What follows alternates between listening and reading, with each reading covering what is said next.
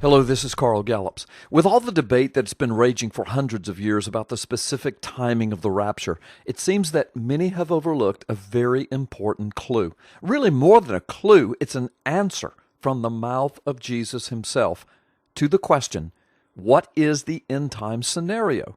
How do the end times go down in the final analysis? What is the sequence of events that will occur? Will it be the rapture first and then the great tribulation, then the wrath of God?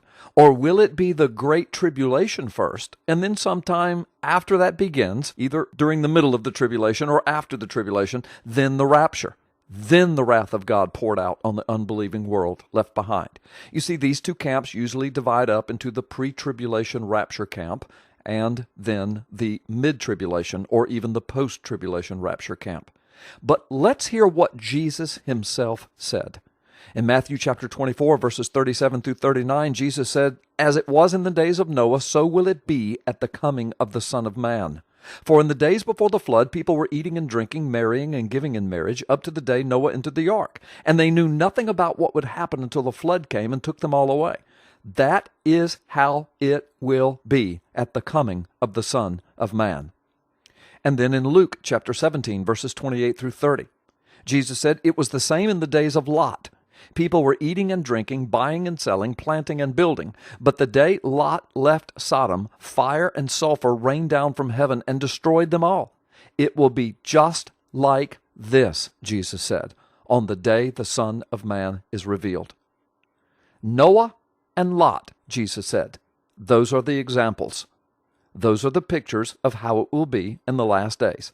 In both cases, he said, it will be just like this. So the question now is, how was it in Noah's day? How was it in Lot's day? And how did it come down? And what was the sequence of events? Well, Noah and his family was going through great tribulation. So bad that God decided he would destroy the entire earth.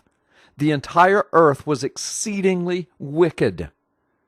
And only Noah and his family were people of righteousness, and they lived right in the middle of it. So Noah and his family were going through great tribulation. But God's wrath, the flood, was soon to come to destroy everything.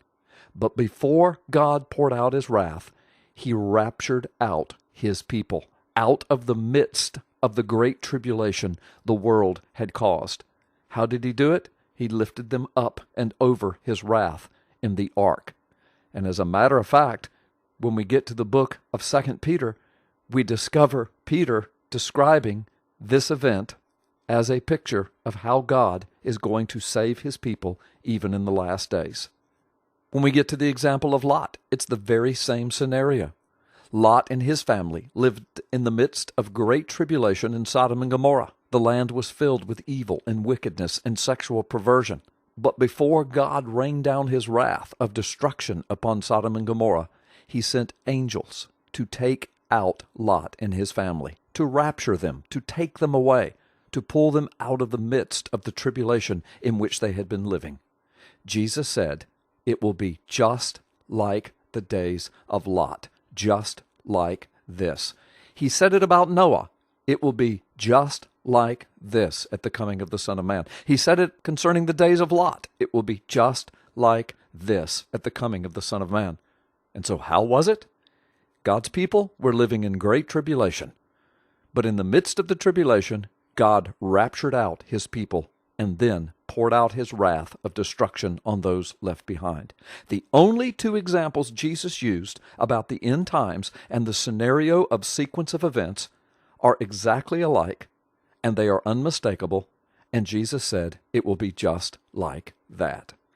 Some have said yes, but Jesus also said that the last days, the great tribulation, would be like nothing the world had ever seen, even in Noah's day or Lot's day. Well, yes, Jesus did say that.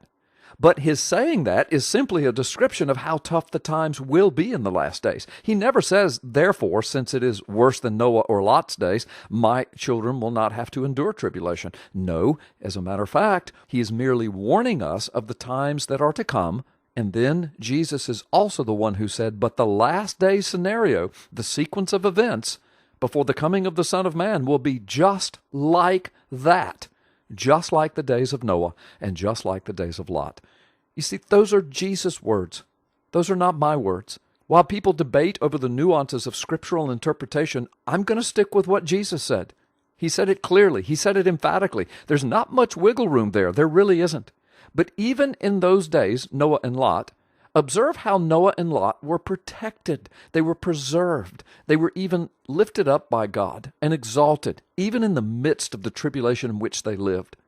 Look how he used them. Look how he blessed them. Look how he exalted them, even in the midst of the world going crazy around them. Why? Because they were righteous. They believed God. They walked in faith. They did not fear what the world feared. In their hearts, they had set apart Yahweh as Lord, and they walked in faith, and God provided for them and protected them right up to him, taking them out before he poured out his wrath. You see, this issue is settled for me. Tribulation, then rapture, then the wrath of God. Why is it settled for me? Because Jesus said it will be just like that in the last days. I pray this has helped you to understand this controversial matter a bit more clearly. Even so, Lord Jesus, come and come quickly. Maranatha.